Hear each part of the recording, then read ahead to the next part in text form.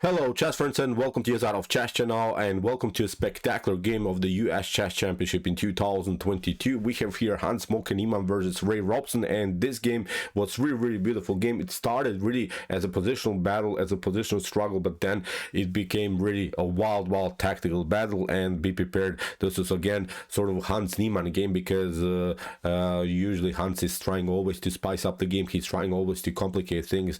Maybe he's also losing some games, but at least his games, in my opinion, are not boring, with really wide lines and wild opportunities for both sides. So let's see now what happened. Here you see also an interesting choice by Hans Niemann, because okay, he started here with the move d4. Ray Robson so responds with knight to f6. We have c4, and after move e6, many of us would play, I don't know, maybe knight to f3, sort of an anti-Nimzo or counter Nimzo Indian setup, not allowing maybe to get pinned by the bishop, or maybe inviting even our opponent to go into the Nimzo, saying, show me what you got, let's go into the Nimzo and let's go into a positional battle. But here Hans Niemann played an interesting choice, bishop to f4, and usually you love to play, of course, this sort of a London system style, but usually you don't play immediately c4. You're waiting a certain flexibility by your opponent. You're waiting your opponent to see what he's going to play, and then you maybe in the later stage of the game will push the pawn on c4. But if you're trying maybe to go into London system ideas, into London system approaches,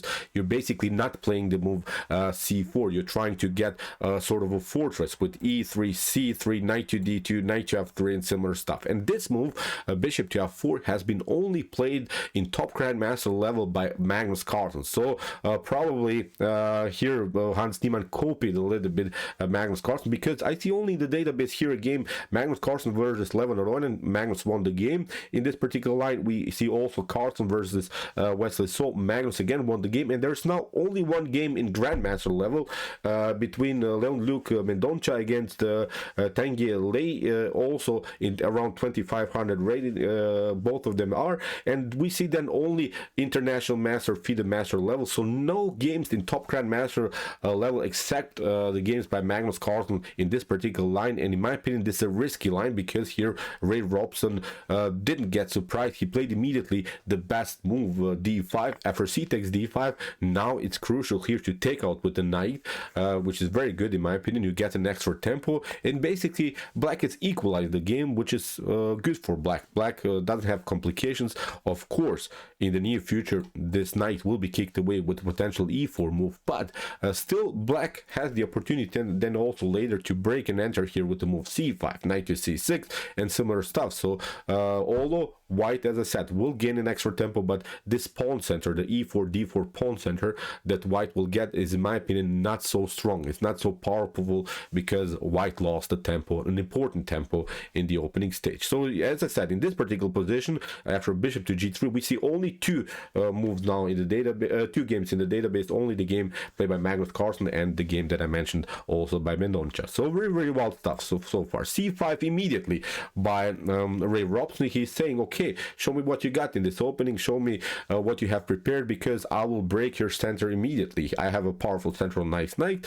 That's why here we have e4 by Hans Niemann. He's kicking away the knight. We have knight to f6, and now knight to d2 here played by Hans Niemann. And you see now, this is the tricky part about this opening. You can of course take out here with the pawn. Now of course white continues maybe with knight to f3, knight to c6, and now the main goal is of course to push the pawn here with the move e5, and this is in my opinion also a good position for white, because white has a certain expansion now in the center of the board.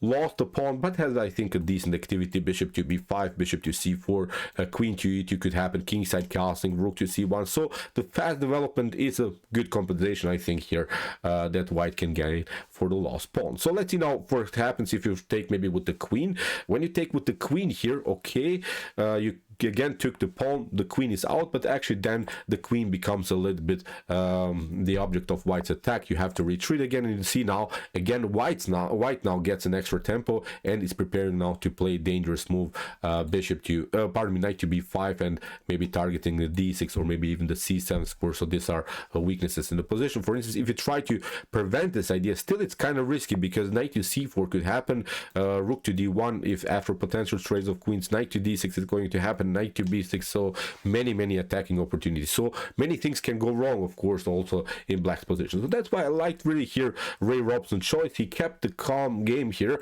He played simply normal development, and that's also the case here in the database between Magnus Carlsen and Wesley So. They also played the line. But now comes the difference here in the continuation. Hans Niemann took the pawn on c5 and basically invited his opponent's bishop into the game with a very active approach. So now the bishop comes out with the tempo. In the game between Magnus Carlsen, Magnus played a more aggressive approach, which is in my opinion here much better, because you played sort of a gambit line. You're trying to get this expansion in the central row of the board. Now if we move e5, maybe knight to d7, knight to f3, that was Magnus Carlsen continuation. Wesley So took simply c takes d4, and now Magnus had again this beautiful setup. As we said, he has a fast development, will eventually play queen to e2, kingside casting. Okay, as I said, you lost a pawn, but the activity that you get is very brilliant here. But okay, here Hans Niemann played d takes c5, and we have now sort of a theoretical novelty. This move has never been played on chess history. At least I'm not seeing games in the database in this particular line. So bishop to c5, e5, again the same idea. We have this expansion in the center row of the board. Knight to d5, knight to f3, normal development, kingside casting, and now a3 here by Hans Niemann. He's trying, of course, to get b4 and then kicking away the bishop. Then maybe finally play bishop to e2, bishop to d3, maybe bishop to c4, and then secure the king by casting. So we have now b6 by Ray Robson. We have knight to e4, attacking now the bishop, and now a beautiful choice here by Ray Robson. This is one of the moves that I really liked in the game. This was a perfect positional move by Ray Robson. Many of us, I think, would retreat immediately with the bishop, because you have also this weak square on d6. We have to notice that the knight is, of course, controlling the square, the bishop is targeting the square, the pawn is supporting the d6 square. So many of us would retreat and hope to get a certain defense of this square on d6. But Ray Robson played an interesting idea, a5, and this was, as I said, really a beautiful move in my opinion, because for instance you could take maybe knight to c5, but then the game leads into this b takes c5, and again maybe you can attack even here the pawn on c5, but now queen to b6 is going to happen, and maybe you try to develop. But now the cool part is that you get certain idea. Maybe knight to d4 is quite interesting, cementing now the knight in the center of the board. Bishop to b7, bishop to a6 is an opportunity. But the main idea, I think, is not even to cement the knight on d4 after potential trades of pieces. The main idea, the main beautiful positional idea by Ray Robson, is to get actually rid of this light square bishop of white. Notice when we advance the pawn on e5, of course, there is no knight as a defender that could always defend maybe the h7 square.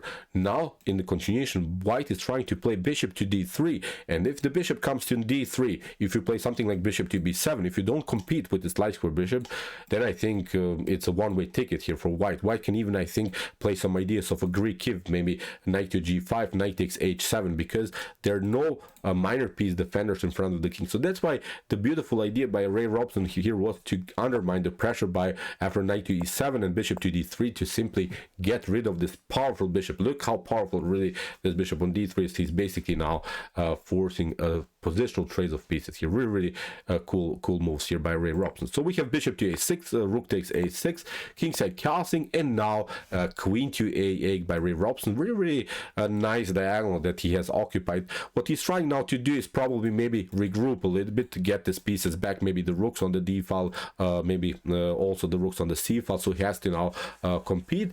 Of course, you can of course take here maybe knight takes c5, b takes c5, and now after rook to c5. But the problem is now rook to c6 is going to happen after maybe a couple of simplifications. The problem here is that the bishop is still kind of blocked out by its own pawn, and okay, now black could continue maybe with sort of an attack on the b file. The knights are very active here on the queen side, but this was maybe even the best chance now for Hans Moke Niemann to make something to happen. But here he simply continued with rook to e1, supported simply actually further his knight. So in the continuation, we have now knight to f5. So Robson is continuing the pressure now with both of these knights. We have knight to h4, and now knight takes g3. And this was a good move because it doubled up now the pawn structure. If you try now knight takes g3, then of course we have here bishop to e7. The knight is a little bit out of game. The knight has to retreat, and in the near future, as I said, we just continue our pressure. We compete maybe on the c file, and slowly but surely, in my opinion, we should even try sort of a queenside attack here with b5, b4, and black should be perfectly fine here. But as I said, here h takes g3 was played by Niemann, and this move is actually a huge problem because you have already weakened the pawn structure in front of the king. Still, the king is not endangered because nothing dramatically is going on, but here, in my opinion, already sort of a positional disadvantage, slightly disadvantage here for white, because now the bishop on c5 is actually a powerful piece. So we have now bishop to e7, again with the same idea, maybe to even give up the bishop for a knight again, here trading off more pieces and simplify the game. But in my opinion, we should not do that because the knight is out of game anyway. The pawn structure is messed up. What we need to do, as I said, is just somehow regroup, get the rooks into the game, get somehow this other pieces in the game. So here the continuation, we have now queen to h5 by Niemann. He's trying now to play very, very actively. Maybe he's trying also sort of ideas knight to g5, threatening here checkmate on h7. A better, maybe slightly idea is to get the knight back to f3, and now after something like b5, which black should finally do, maybe an expansion on the queen side, now you can actually use also the center square here, d4. After something like a4, you can maybe take. But again, in my opinion, even if black loses the pawn here somehow, there is always this attack on the a file and b file. In my opinion, still sort of an equal game. But after move queen to h5, here you see now the knights are too far away a little bit from the action. The knights are not getting closer to the queen side. Here Niemann, I think, saw only his attack. He didn't see any counterplay of blacks, because it seems in the beginning that black doesn't have anything special going on. In my opinion, Niemann missed, I think, black's opportunities in this particular game, because after knight to f3 finally now retreated. You see now with rook to c6 here, finally Robson is getting the rook back into the game, because we have to say it, his rook was a little bit loose now on the board, but he's now at least competing on the c file, and again he's trying to simplify the game. So we have rook to d1, we have rook to c2. You see now the rooks are coming into the game. Probably here Niemann should have even maybe traded off the pieces further, but now after move rook to d1, actually here black is taking over. Now Niemann lost the battle on the c file, which is really, really wild. In the beginning, Robson had some issues where to go with the rook. Now his worst piece, the rook that was on a6, is becoming now the best piece on the board. Look at this, controlling the whole second rank. And now look at this, with the support of the queen, with the bishop's activity, with the centralized knight, black is slowly, but as I said, surely building a beautiful, beautiful attacking formation here. So we have now b3, getting out of the range of the rook, rook to a2, attacking now the pawn. We have here now knight to d4, and after rook takes a3, probably Niemann thought, okay, again, the pieces of blacks are too far away from the action, so that's why he tried to push now the pawn on f4, because he probably sensed, look at this, I have a beautiful rook activity on both of these files. I have two centralized knights that could attack, of course, the king side. The queen is very active. In my opinion, many of us would make a move like this, but the better choice is to play here queen to g4, simplifying the game. The king has to move now, because there is always a certain threat of knight to f6, and now you can maybe try again this idea that we had in the beginning, maybe this outpost on d6, but again, still black should be slightly better here, because black simply grabbed the pawn. But here with the move f4, as we said, there is now this tension. You basically open now the second rank, and that's now becoming a main issue. Again, Robson is sensing that there are maybe some tactics around the square g2. The g2 square is becoming now huge problem in white's camp. In the continuation, we have now f5, although you have to, I think, again, at least take the pawn, simplify the game. But again, Niemann just saw his moves. I think he played now f5. He really wanted to attack this position, but the problem is now this beautiful, stunning, really brilliant tactic tactical shot knight to c3, and that's now a huge problem because of course you cannot take knight takes c3 because you get queen takes g2, a beautiful checkmate. So now Hans Niemann has only one choice. He has to now go all in, sort of.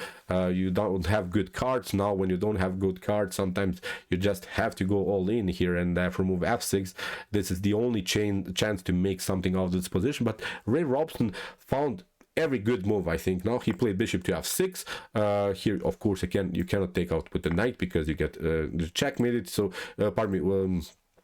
You have to take now with the knight, pardon me, it comes with the check. Black doesn't have the opportunity to deliver checkmate immediately. Now we have g takes f6, but now with knight to f3, okay, Hans Niemann locked. Now finally this diagonal by the queen, but now the rook is hanging, and this becomes now a huge problem here after move e takes f6, okay. White is threatening checkmate on g7, but this can be prevented with the move king to h8. Even if you try now queen to g5, we'll just play rook to g8, and everything is pretty much safe here. So that's why after move king to h8, okay, Hans Niemann took here the knight on d1, but look at this, the attack is simply splashed. Again, the problem is now you cannot play knight to g5. You would love to play knight to g5, maybe threatening checkmate on h7, but this again is not working because again you get checkmated here on g2. So this becomes also now a huge problem. So here Ray Robson played a calm move, settled down here, slow down the pace of the game. Rook to g8, perfectly fine. We have king to h2, queen to e4. Now there's no good way anymore for white to attack this position. We have rook to d7, new chance here by Hans Niemann. He's trying to deliver maybe checkmate somehow on the 7th rank, but now queen to e2 threatens checkmate immediately. You have to play queen to h3 here to prevent this, but now a new beautiful tactical shot. Queen takes f3, here rook to f7. Hans Niemann tried also to deliver checkmate on h7, but now again a beautiful tactical shot. Rook takes g2 wins the game immediately for white, because if you try, of course, queen takes g2, then we get queen to h5, and we just grab the rook and the game would be over. So after move rook takes g2 in this position, Hans Moke Niemann resigns. So incredible game. I think a really wild tactical battle, but Ray Robson really saw beautiful tactics here. In my opinion, Hans Niemann rushed simply into the attack. He simply played too aggressively, where he should have slowed down the pace of the game, where he should have probably understand that this should be a drawish position. He just continued to push. He just played his style, but in my opinion this is also sometimes good. Sometimes you have to stuck with your style. Sometimes it's working, sometimes it's not working. Mikhail Tal also lost many games because he overrushed, because he overreacted in some positions. In my opinion, Hans Moke Niemann's style is refreshing for the chess community. Really worth to watch his games because they're always tactical beauty. So okay, he lost now this one, but he has now also good chances in the next couple of games. So congratulations to Ray Robson. He played really a solid, calm game, like a top grandmaster, sort of, really without complications. Congratulations again. And this is it now for today. Really wild performance. We'll see also now what will happen in the other games of this beautiful round 6 of the US Chess Championship. If you want to see some other games that we have covered so far, check out also our analysis before with some other great games. And if you like this content, don't forget to subscribe to my channel. See you soon with some more videos, and chess is the best, of course.